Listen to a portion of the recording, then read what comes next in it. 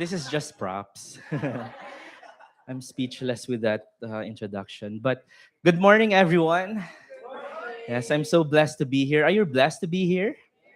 And I remember the last time I preached, I shared the meaning of the word blessed. The meaning of the word blessed is to be consecrated, to be separated, to be holy. The Lord desires for each one of us to be happy and to be holy. Can you say to the person right beside you, God bless you? Yeah, the Lord make you holy. Yes. Okay. And today, I'm bringing a word to you. It's not from Tim Hortons, but it's always fresh. Yes. I think Dunkin' Donuts is coming soon, right? Because of that. I'm anticipating that. But before I begin, I'd like to ask a question here. Who here has ever tried camping before? And then you just lay down on the grass and look at the stars. Have you done that before? I think one of the blessings that we have here in Canada is there's even less light pollution when you go to provinces or we're having camp this October. Is it October or September? And it is something that everyone is encouraged to do so. And I'm sure that when we do that, how do you feel when you are just staring at the stars? Awesome, wonderful, awesome, amazed, and also I feel scared. It's as if, what if the atmosphere suddenly just breaks and then the universe just suck us out, right? It's scary, especially if we see some images of how big, how vast the universe is. Is that right? Yes, and it says in Psalm chapter 8, one of my favorite chapters, it says here, O Lord, our Lord, how majestic is your name in all the earth. You have set your glory above the heavens. When I consider your heavens, the work of your fingers, the moon and the stars which you have set in place. What is man that you are mindful of him? Can you imagine looking at that? And then the Lord would say, all of those stars, they are numbered. How much more we, whom God is more mindful of. Amen. So when you go back to work or go back to school, and then someone asks you, "How are you doing?" One answer that we can give is this: wonderful, full of wonder. Why? Because God has created each one of us, and He is mindful for each one of us. Amen. And I think the lesson that I want to share with everyone today as well is also stirred up by last week we went to the Niagara Falls. Who here has been to the Niagara Falls? Or maybe who hasn't been here to the Niagara Falls? No? Okay. Who here has been to the US side of the Niagara Falls? Yeah, I think only few. Before I was dogmatic about, when people ask me, which side of the falls is better? What do you think my answer is? Canada.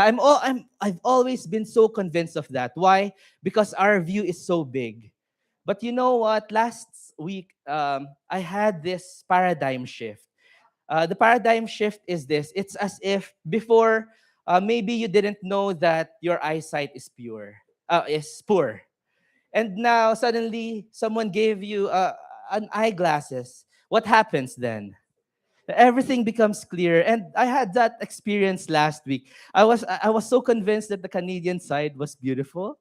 But after last week, to be honest, I think the US side is more beautiful. So I'm encouraging everyone, if you have passports or if you're able to travel to the US side, also do that. And you will definitely experience a paradigm shift. But it's just a testimony of the wonder that God has given to each one of us. When we look at the stars, when we feel the power of the Niagara Falls falling before us, like, is just impossible. When we were going home, Tita, she just mentioned, how can some people think that there is no God after experiencing His wonder? And perhaps many times we've felt like that. We've experienced His wonders, and then later on we're discouraged and we think that, is there really a God? But today, my hope and my encouragement is that all of us will experience this fresh and daily wonder of our God. Amen. Yes. And at such moments, it would only be natural and realistic to feel very small, especially when uh, if you went to the bottom of the Niagara Falls or if you're under the stars. One word used, and then earlier we sang a couple of songs, and it declares the greatness and glory of God. One word used repeatedly in those songs, do you remember? Is the word holy. Holy describes God's character. We sang, Holy, holy, holy is the Lord God Almighty, who was and is to come. You know, in the Bible, when a word is repeated, it often signals either something urgent, or there's great intensity, or there's great emphasis. And I'm sure for some of the parents here, many of you can relate, right? If you're calling the name of your children, sino ba? Justin! Justin! Diba? If it's repeated, it means what? You have to pay attention, right? There's a sense of urgency. There's something that is very important. And so you have to pay attention. Moses, God was calling from the burning bush. Saul, Saul, why are you persecuting me? Jesus, in blinding light, called Paul's attention. Martha, Martha, she was rebuked by the Lord. Why? Because she was paying less attention to less important things. And so when we read these two passages, one from the Old Testament and one from the New Testament, let us pay attention to what is being said. It says here in Isaiah chapter 6, verses 2 to 3. Above the throne stood seraphim, and seraphim are mighty angels who are within the throne room of God. Each one had 6 wings. With two he covered his face, with two he covered his feet, with two he flew. And one cried to another and said, Holy, holy, holy is the Lord of hosts. The whole earth is full of his glory. And there's another verse in Revelations chapter 4, verses 8 to 11. The same theme is being repeated here. The 4 living creatures, each having 6 wings, were full of eyes around and within, and they do not rest day or night, saying, Holy, holy, holy, Lord God Almighty, who was and is to come. Whenever the living creatures give glory and honor and thanks to him who sits on the throne, who lives forever and ever, the 24 elders fall down before him who sits on the throne and worship him who lives forever and ever, and cast their crowns before the throne, saying, You are worthy, O Lord, to receive glory and honor and power, for you created all things, and by your will they exist and were created. Here we see the word holy. It wasn't just repeated 2 times. How many times was it repeated?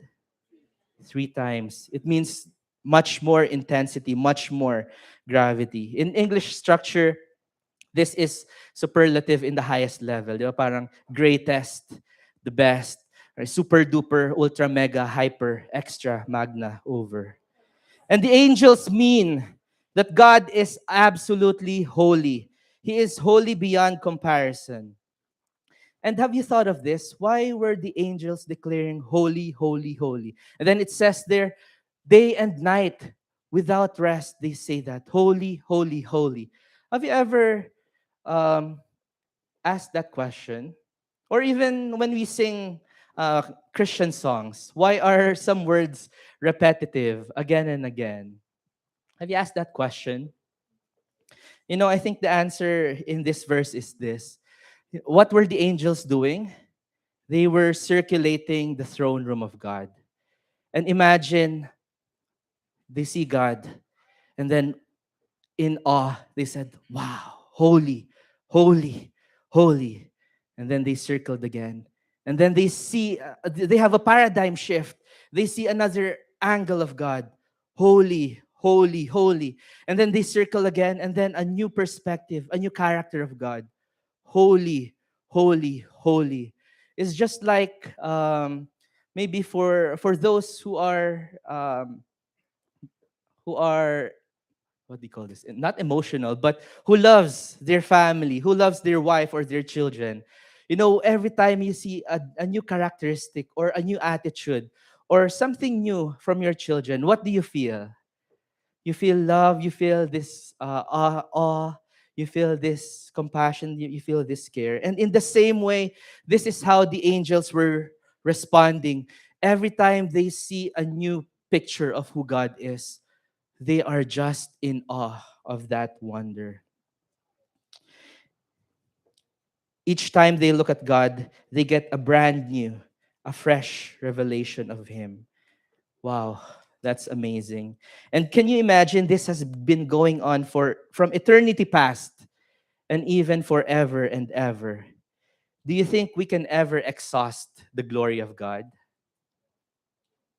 Can we ever run out of God's wonder? Absolutely not. It says in Habakkuk chapter 2 verse 14. This is also we sang this earlier. For the earth will be filled. Let's read this all together. One, two, three. For the earth will be filled with the knowledge of the glory of the Lord as the waters cover the sea. One of my favorite life moments is, I think a few years ago, back in 2023, like swimming in the Atlantic Ocean. So I tried like going from the shore and then just going as far as I could until I got super scared. And then I went back. You know, uh, are oceans scary? Who here has been to the ocean before? Yes. Maybe that's just the shore, but when you go to the middle of the ocean, it's not tame, right? It's like high waves, tsunamis after tsunamis are happening. And Earth's oceans are vast. And even with our present technology today, do you know how much have been explored with our human Earth oceans? Just 5%. Imagine the whole earth is covered 70, right? 70% water. 70% water. And only 5% of that has been explored. And then when we read this verse with that kind of understanding, for the earth will be filled with the knowledge of the glory of the Lord as the waters cover the sea. Can you imagine how great the glory of God is? So big, so much.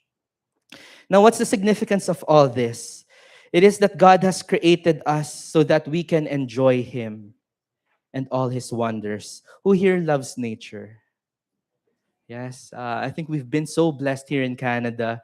We have four seasons, right? Different colors. And then you're just walking, strolling along the park. What do you hear? Like different kinds of birds. What birds can you name? Huh? Blue jay, sa blue jays. Yeah. Cardinals, robin, woodpeckers. Have you seen some of this? Sa Philippines, ano lang ba meron? Maya. What is Maya? Sparrows. And even here in your balcony, what do you have? Pigeon, a goose. Wow. Pigeons, right? All of these beautiful things. Like, there's a verse in Job, ask the animals and they will tell you. Like the glory of God is displayed everywhere, even within the animals around us. There's a famous quote which speaks of man's purpose. I can't remember, maybe it's Thomas Aquinas. It says, man's chief end is to glorify God and to enjoy Him forever. In the same way that we enjoy the presence and the relationships we have with one another, we can enjoy being with the one who loves us more than anything else, and that is God. We all agree that life is full of troubles. Yes? Amen or oh no? Yeah, it is a wilderness journey. And we have an enemy that lurks around like a lion, waiting to strike, to steal, kill, and destroy, in Jesus' words. But we have the Almighty God on our side. He is our abundant source of strength, protection, provision, purpose. And you know what? He is generous. And so God's encouragement for us is that we can live excitingly and experience fresh and daily wonders in our lives. So let's read this story. This one is from the book of Kings, Second Kings, in chapter 6, verse 8 to 18. Just the background. The story that's taking place in here is that during the Old Testament times, God was always raising prophets. And one of the roles of prophets is that they speak God's word to the people, and especially to the king, whether it is to give instructions, warnings, and he even rebukes when they turn to idols. And one of those prophets was this man named Elisha. And at the time, Israel was at war with Aram. Aram is also known today as Syria. The king of Aram repeatedly made military plans against Israel, but every time those plans were failing. And the reason was that God was revealing the enemy's plans to this prophet Elisha. And then in turn, what he does is he goes to the king of Israel. So goes to the king of Israel and says, "Okay, these are the plans of be able to counter it." And so, because of this, what was happening is the king of Aram was always failing in their strategies. So the king started to suspect, who is the traitor on our camp? Why do we keep on failing? Why is it that when we are trying to attack Israel, they're always one step ahead? It seems that they know the strategy. And so he thought, there's a traitor. Who's the traitor? Catch the traitor. But then one of the officers explained that it was not a traitor, but it was this man, Elisha the prophet, who was somehow supernaturally understanding or getting the secrets behind. So the king decided to send an entire army to capture this man, Elisha. And then we read from Second Kings verses 12 to 18. Yes. Let's read this all together. One, two, three. And one of his servants said, "None, my lord, O king." But Elisha, the prophet who is in Israel, tells the king of Israel that the words that you speak in your bedroom. So he said, "Go and see where he is, that I may send and get him." And it was told him, saying, "Surely he is in Dothan." Therefore, he sent horses and chariots and a great army there, and they came by night and surrounded the city. And when the servant of the man of God arose early and went out, there was an army surrounding the city with horses and chariots. And his servant said to him, "Alas, my master, what shall we do?" So here, what is taking? Oh, spoiler. So here what is happening is now the servant woke up. Maybe he was hearing this he was feeling this shaking in the ground. And then when he went out of his tent, what did he see? It was an entire army from the kingdom of Aram with soldiers, with chariots. Who here can relate to the situation we're in? Sometimes you feel you are just surrounded by problems, one after another, problems, bills, issues. What else can you think of? There's so many things that are taking place. And in the same way, just like this servant, we feel that we are trapped. There's no place to hide. Here it says the city was surrounded. There's no escape. And what is their intention? What do you think is their intention? To destroy them, to kill them, right?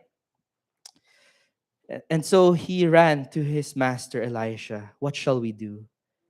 And then continuing on verse 16, he said, "So he answered, 'Do not fear, for those who are with us are more than those who are with them.' And Elisha prayed and said, 'Lord, I pray, open his eyes that he may see.' Then the Lord opened the eyes of the young man, and he saw. And behold, the mountain was full of horses and chariots of fire all around Elisha. So when the Syrians came down to him, Elisha prayed to the Lord and said, 'Strike this people, I pray, with blindness.' And he struck them with blindness according to the word of Elisha." Wow. Just like that time when the disciples was with Jesus in the boat, what was happening? Right? They were surrounded by storm, Like maybe the strong winds are scary. Maybe the waves were rocking the boat. But what was Jesus doing? He was just sleeping. Kind of like Elisha here. He's not rattled or he's not afraid. Why? What's the secret? Yes. Do not fear, for those who are with us are more than those who are with our enemies. Amen. When the time comes, or even right now, when you feel surrounded by an army of problems, weaknesses, temptations, or attacks from the enemy, pray this same prayer. Lord, open the eyes of your servant that I may see. Maybe it's not now, maybe it will come in the future, maybe it has already passed, but it will cycle back. You know, when these situations happen in our lives, what do? You know, because we have eyesight, right? And we're blessed. But, you know, sight is a function of the eyes. But the Bible continues to teach us that vision is a function of the heart. So we should not always rely with our eyes. Amen. Because we there are so many things that are around us. Sabi dito parang it's such a blessing for those who are with us are more than those who are with them. Even right now, you know, do you believe that there are angels around us? You know, when we are home alone, or when we are in our work, or when we are traveling, wherever we are, you know, God is with us and we are always surrounded by his mighty army. Amen. So let's pray at this moment.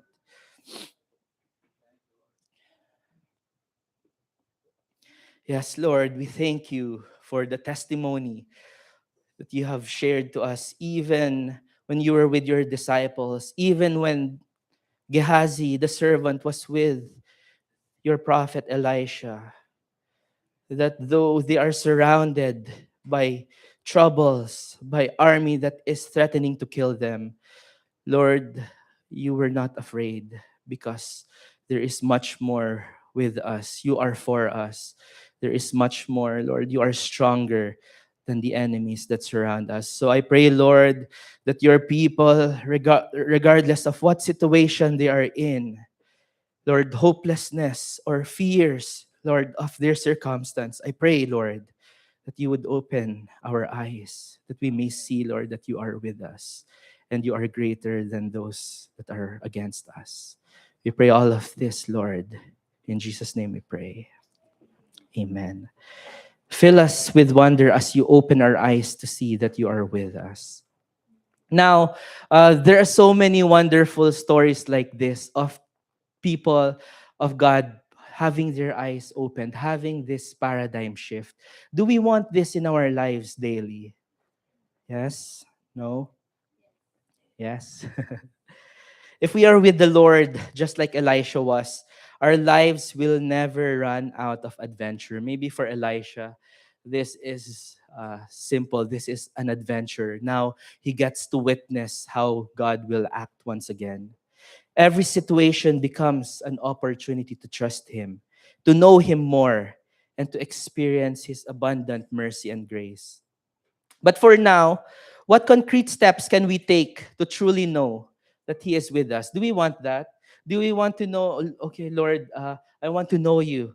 I want to know that you are with me. But what concrete steps can we take to have that assurance? The answer is really simple, and we have it in our hands. Do you have it? Did you bring it with you today? Yes. I hope it's not collecting dust.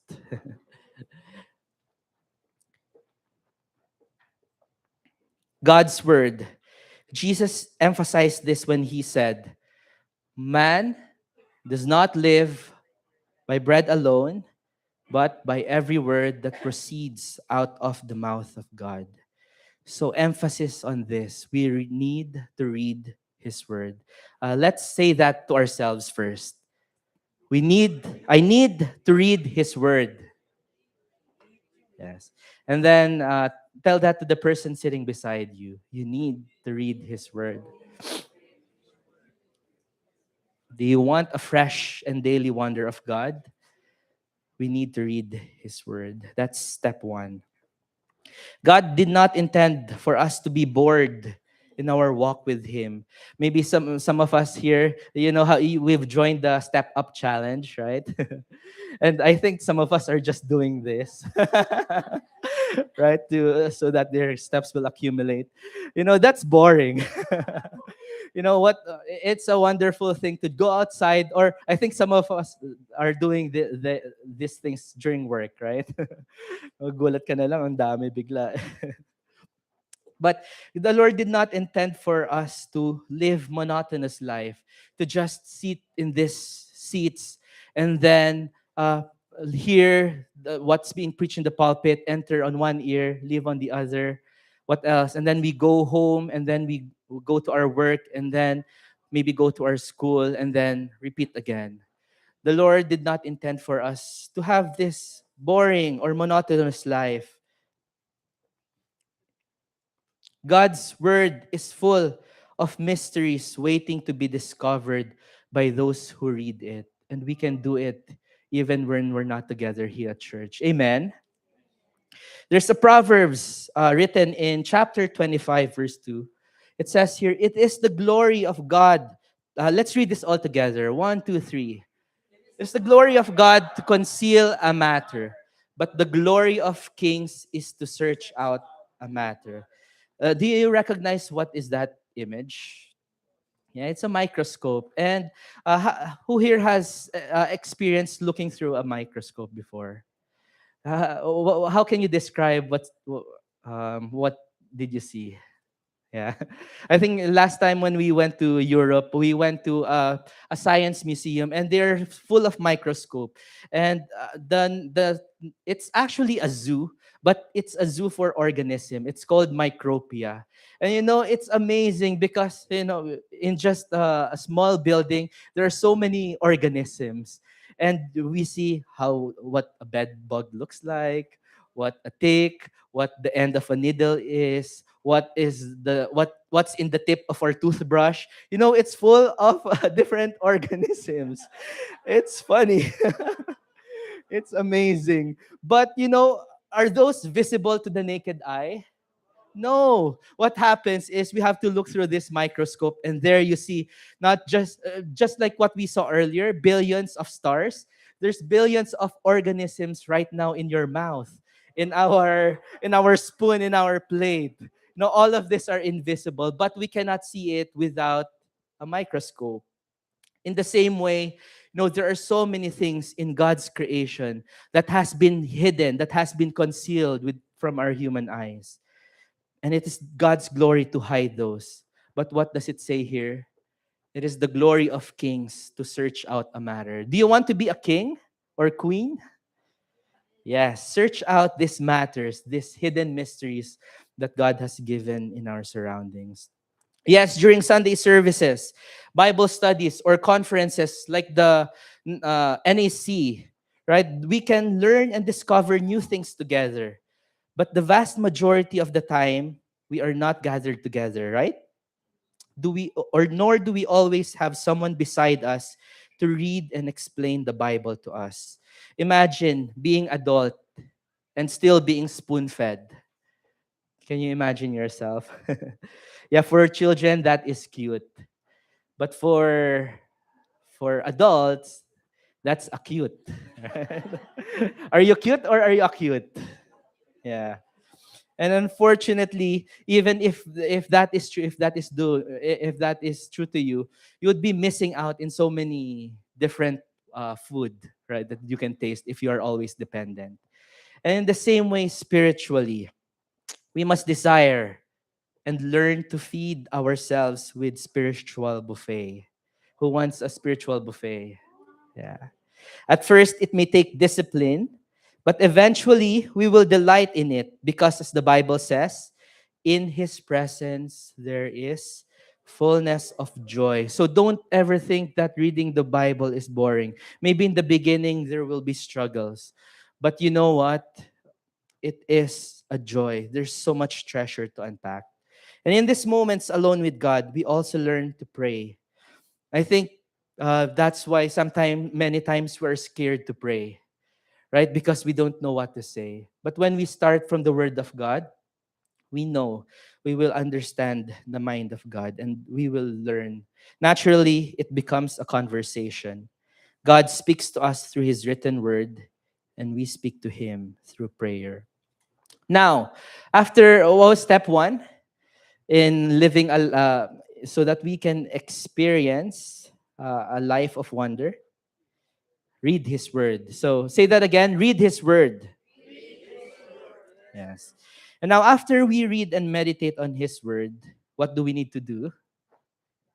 We need to apply His word. That is step two. After all, the purpose of knowledge is action, right?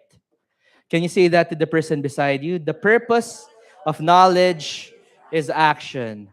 It will be a waste if we go to school or to university or to college and then pay all of this, go through many classes, and then we don't apply it, right? And I don't think it's wise to do that. In the same way, same thing when it comes to reading the Word of God. His Word is living and active, and the Holy Spirit will lead us into action. And when He does, don't resist it, don't quench His work. Many times, this application of God's Word pertains to very small and seemingly insignificant matters. Maybe after reading the Word of God, speaks about stewardship or faithfulness, or that He is holy, He is just, He sees everything. Maybe He's just uh, directing you to finish a chore, or even as simple as picking up a garbage that you saw along the way. It's as simple as that. Or maybe staying quiet when you are being scolded at, or when you feel like you have to defend yourself. Maybe it's sending a message to encourage a brother or a sister, or maybe pausing when you're watching a YouTube video, and then the Lord is prompting you to pause and to pray for something urgent, or even doing unpaid work even when no one sees. Small things are small things, but obedience to God, faithfulness in small things, is a big thing to Him. When you have faith in God, that is the excitement of obedience.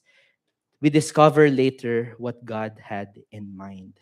And there are many things that are taking place around us, many things that we don't see, many things that we don't understand.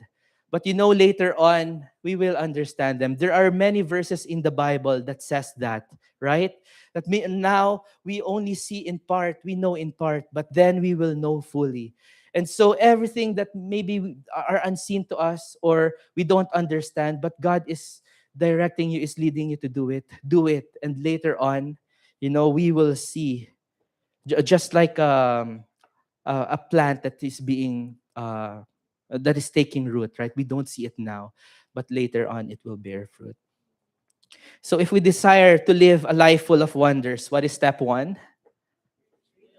Read His word. And then step two, apply it, obey it. It's just like step, read, apply, read, apply. Maybe read, and then nakasplit ka na. But apply. The purpose of knowledge is application. It's these actions. Last week, from Queer Robin's preaching, one phrase really stood out to me, and I don't know if you remember this. It's a library of testimonies. Do you remember that phrase? A library of testimonies. The Bible itself is a book of books, a library of testimonies by people and family and nations filled with great wonders of God's work. Human history itself, who loves history, right? The beauty of creation, who loves walking, and who loves fellowship. The transformed lives of the person sitting right beside you. So many stories during our Bible studies. These stories, we have a platform, we have an opportunity to unpack the goodness of God in each one's life. So let's not miss it. Some of our friends, some of our people here, we don't know how much they have gone through, and it is the goodness of God that has kept them. The transformed lives of your brother or sister seated beside you, all of this, all of us, we are part of this library of testimonies. Do we see them? Do we recognize them? The signature of God among the lives of each one of us. When we read and dive into God's word, they'll be easier to spot. There's this wonderful verse from the book of John. Parang naputal, library of testimonies. Here in John 21:25, let's read this all together. One, two, three. Many other things, miracles and wonders as well. In every one of them were written down. I suppose that even the whole world would not have room for the books that would be written. Wow. The book of John, one of its purpose is to demonstrate. We have Matthew, Mark, Luke, right? But John was focusing on demonstrating, on showcasing who God is, that He is powerful. And in the end, He has this disclaimer. If we were to write the wonders, the miracles that the Lord has done, it says there I suppose that even the whole world would not have room for the books that would be written. That's amazing. And even to this very day, God is doing many wonders in people's lives. Amen. And there's too many to count, just like the stars that we saw earlier. Don't lose that sense of wonder. Tell that to yourself. Don't lose that sense of wonder. Yeah. I think earlier when Angel was praying for the children, she mentioned the same thing, that sense of wonder. Each of these beautiful testimonies, these wonders, is meant to glorify God and for us to benefit. The purpose of these wonders is that the name of God will be glorified and also that we will benefit from all of this.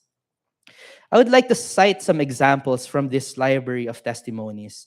And it's my desire that God would be glorified and that it would stir up a hunger and excitement within each one of us to continue seeking Him. And all the things we need in life, including, do you think it's important for a Christian to have hope? How about joy? How about inspiration? Yes, and the reason why sometimes we are underperforming is because we lack this inspiration, this joy, this hope. And if that's you, our step is what? First step? Read the word and then apply it. Yes.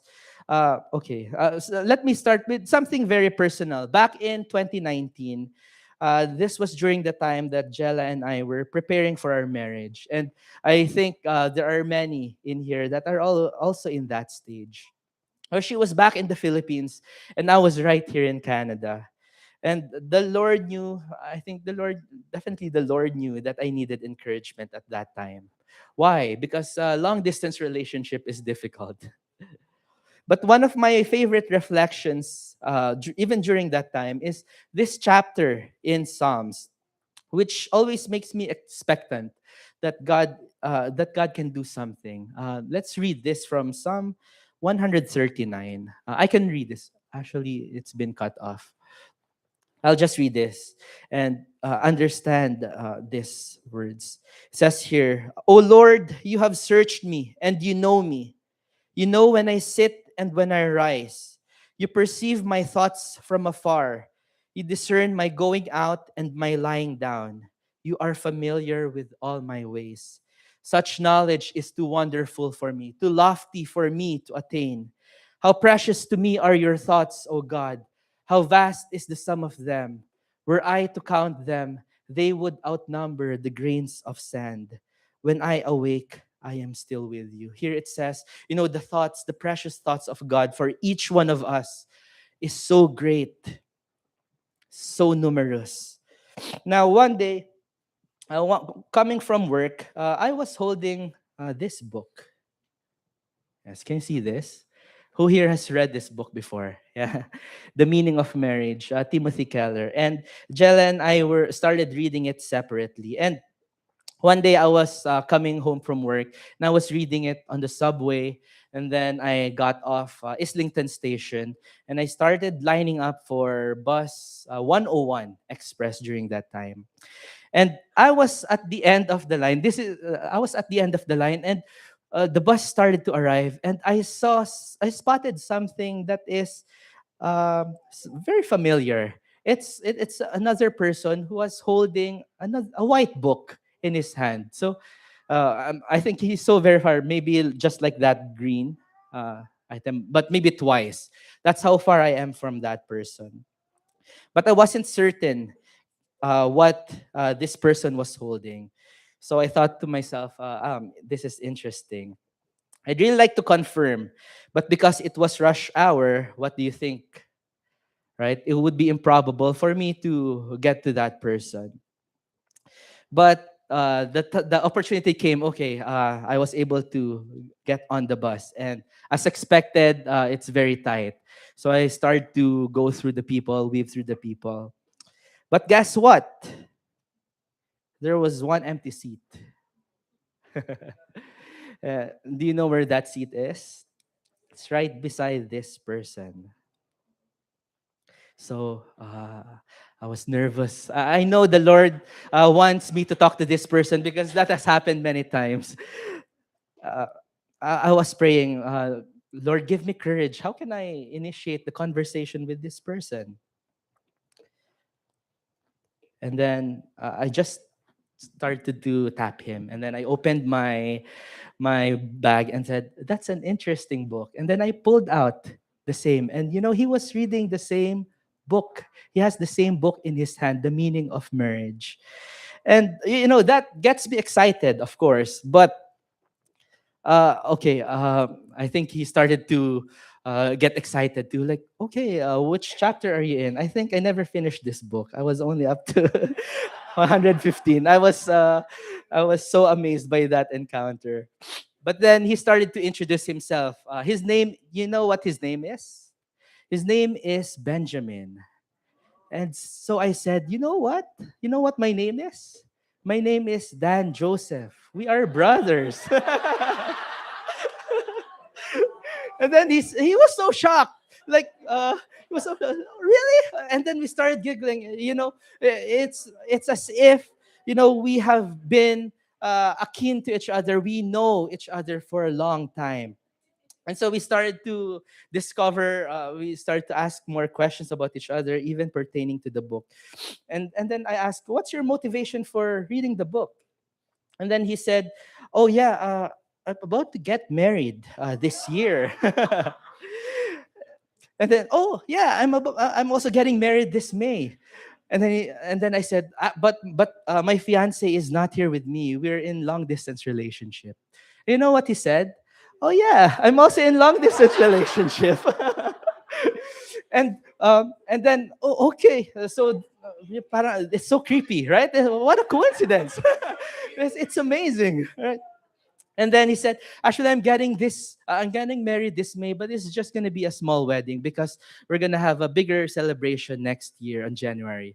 And you know what he said? Oh, yes, me too. Just a small celebration this year. And then next year, we'll have the family celebration back in the country that he was in. Okay. And so I wanted to dig deeper. And how many brothers do you have? He said, I have one older brother. And guess what? He has one younger sister.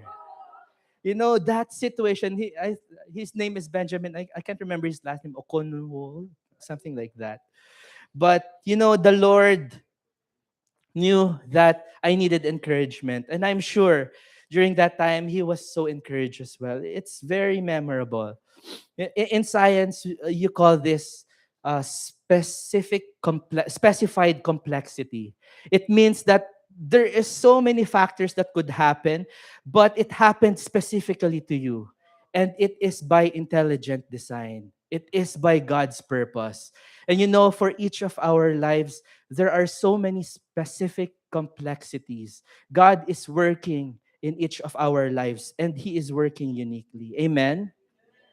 It says in Ecclesiastes chapter 3, verse 13, He has made everything beautiful in its time. He has also set eternity in the hearts of men, yet they cannot fathom what God has done from beginning to end. But, I want to fathom God's work around me. I don't want to miss it. Do you? Yes. Just a little bit more, some more wonders that are happening, even in human history. Another one, the next one, we have this. Chick fil A. Just Chick fil A or Chick fil A? Chick fil A. Chick fil A. Who here has been there before? Yeah? Have you tried this famous fast food restaurant? Yeah, in Square One, we have one, right? And also, there's one in downtown. But did you know that its founder, Truett Cathy, he built this very successful company around biblical principles such as stewardship, Sabbath rest, what the generosity and service. The verse that says here, and he repeats this: "Seek ye first the kingdom of God and His righteousness, and all these things shall be added unto you." Truett often spoke about putting God first, even before profit. And this was reflected in his most famous business decision. Do you know what that is? Keeping Chick fil A closed on Sundays. Even though it meant what?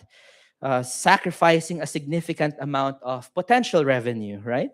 Most business analysts would frown upon this business decision. Like, what could be the consequence of losing 1/7 of possible revenue? Yet, against the odds, what happens is Chick fil A has become one of the highest performing restaurant chains in the United States and even now here in Canada. Amen? Yes, the word of God at work. Wonderful.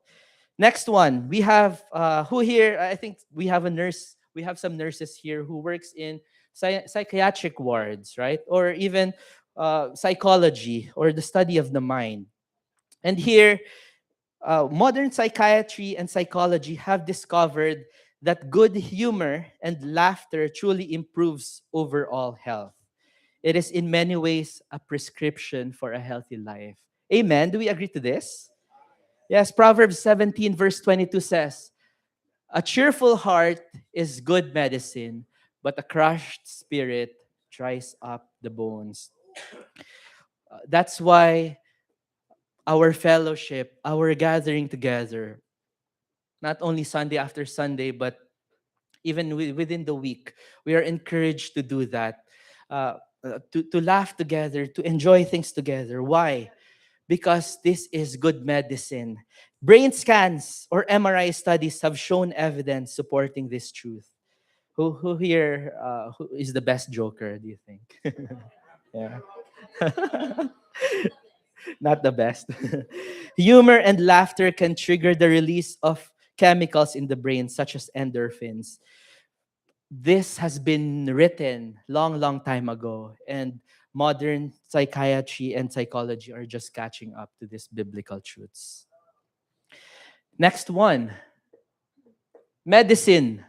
Running water for sanitation. Did you know that until the 19th century, most doctors wash their hands in just a standing bowl of water? So it's just there.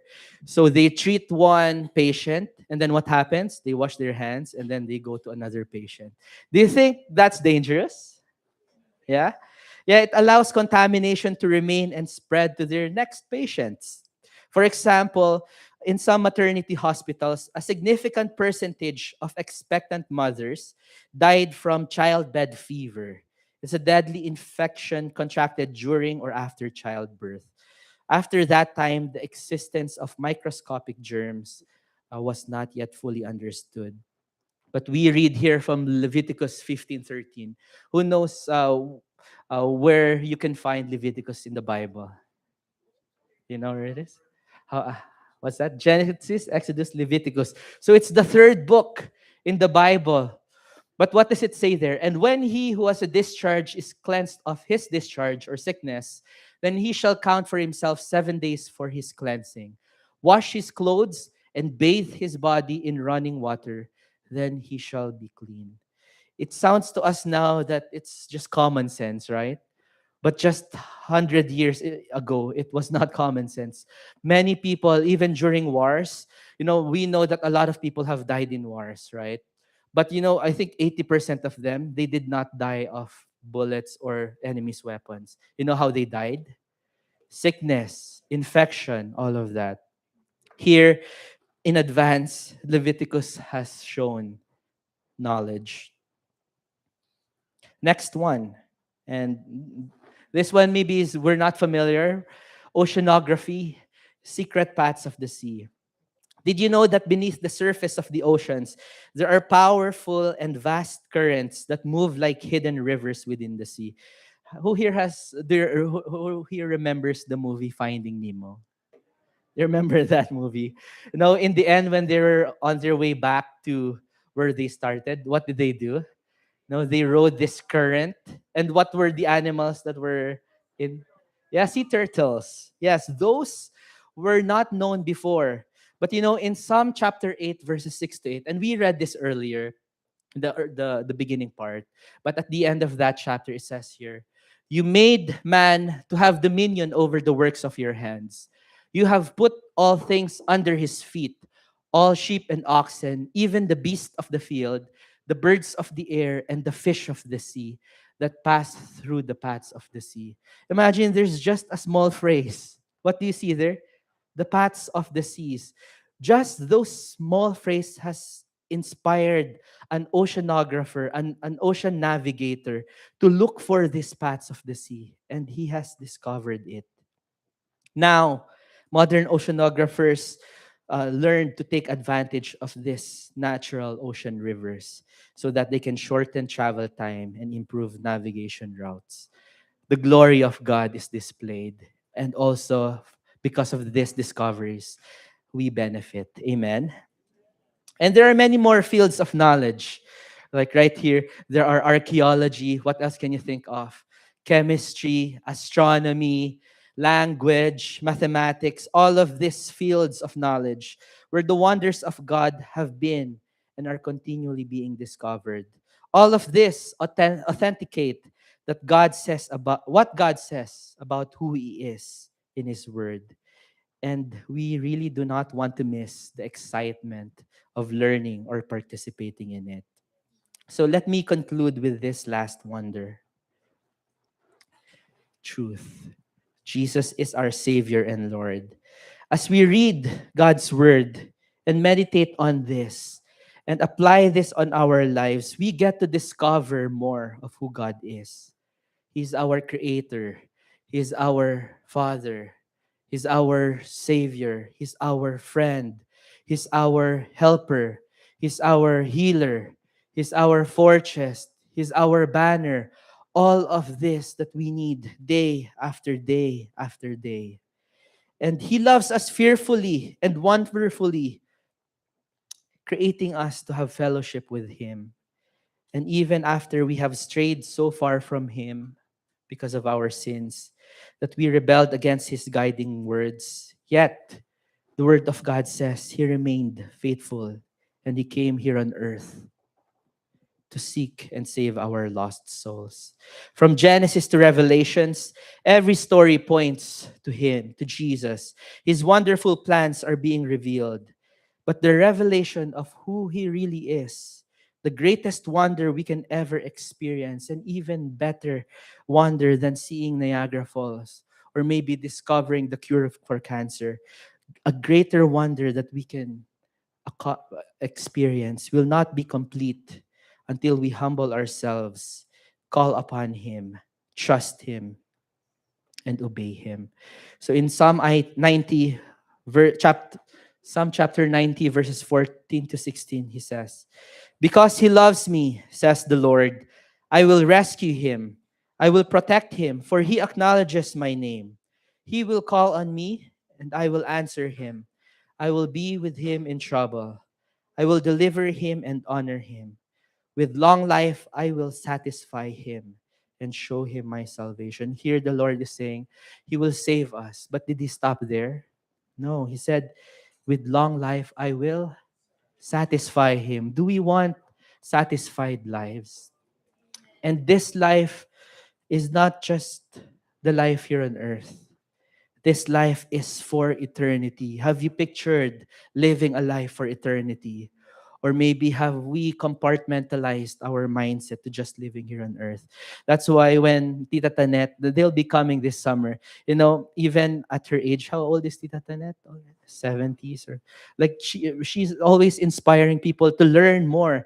I think she picked up learning harp, right? There are many things that we think we cannot do anymore because of our old age. No, age, our abilities, our what's that?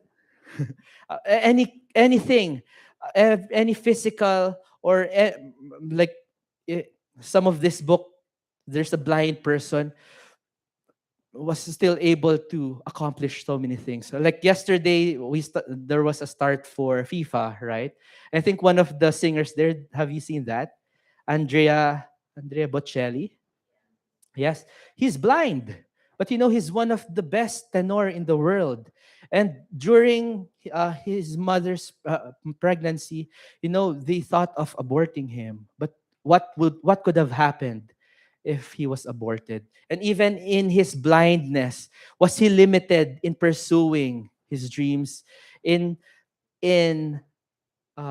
pursuing what God has given him? No, because God created him for so much more. And for each one of us, there's so much more awaiting for eternity. Whether we are in the womb or in our old age. And what are 60, 80, or 100 years compared to eternity? It is very short. Yet every day of our lives, now for eternity, we can experience God's glorious wonders. Amen. And did you know that the fathers of different scientific disciplines were Christians? Who here knows about Newton, Isaac Newton, Galileo, Michael Faraday, Blaise Pascal, right? You name it. And one of these scientists, his name is Francis Bacon, and he is the father of scientific method. And he said this. I don't know, is it there or no? Maybe not. He said this: "Thy creatures, O Lord, have been my books, but the holy scriptures much more. I have sought thee in the courts, in the fields, and in the gardens, but I have found thee in thy sanctuary, in thy temple." So let us read God's word, let us meditate on it, and apply it in every day of our lives. Read, apply, read, apply, and then, like last week's teaching, testify. And as we take these daily steps, it is unavoidable. Each one of us, just as God has specifically designed for each one of us, we will discover God's fresh wonders, which are new every morning. And just like the seraphim, just like the angels, just as the saints in heaven, and just like every one of us and the people now and forever, we will continue to